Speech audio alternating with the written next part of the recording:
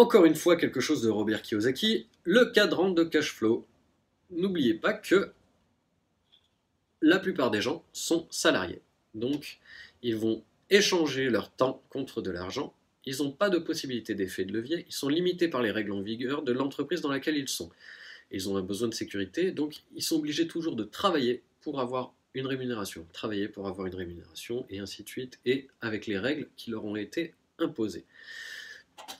Moi, je fais partie des indépendants, puisque je suis psychologue, je travaille à mon compte, mais c'est un petit peu la même chose.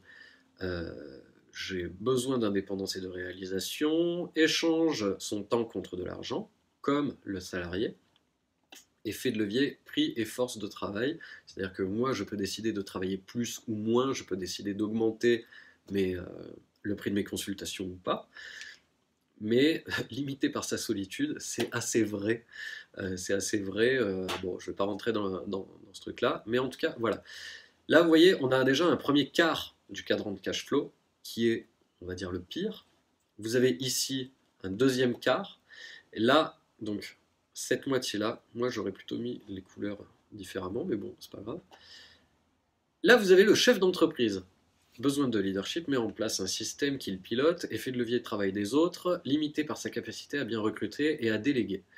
Mais là déjà, on a quelqu'un qui peut tout à fait, s'il a une très bonne capacité de recrutement et qui sait très bien déléguer son travail ou quoi que ce soit, qui sait très bien piloter son entreprise, il gère, et donc, voilà, il a quand même pas mal de temps pour lui et tout, et c'est plutôt pas mal. Ce sont les autres qui travaillent et qui font revenir de l'argent vers lui.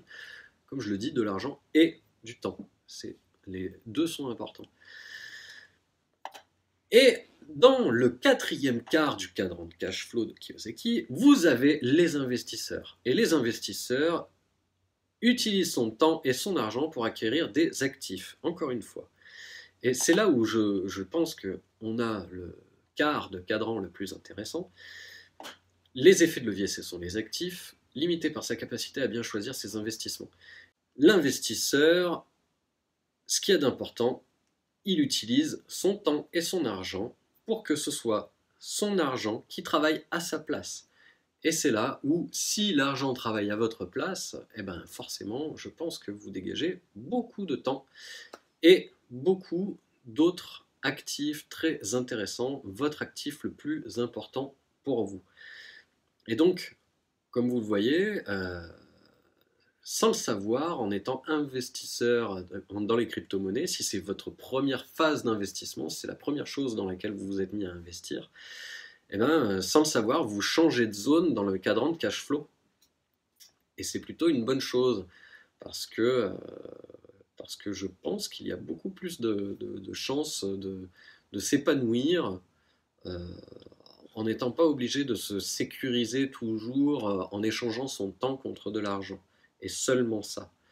Ça peut être très épanouissant, hein. Moi, je m'épanouis dans mon travail de psychologue, mais je ne peux pas le faire 70 heures par semaine, quoi. En tout cas, je ne peux plus le faire 70 heures par semaine.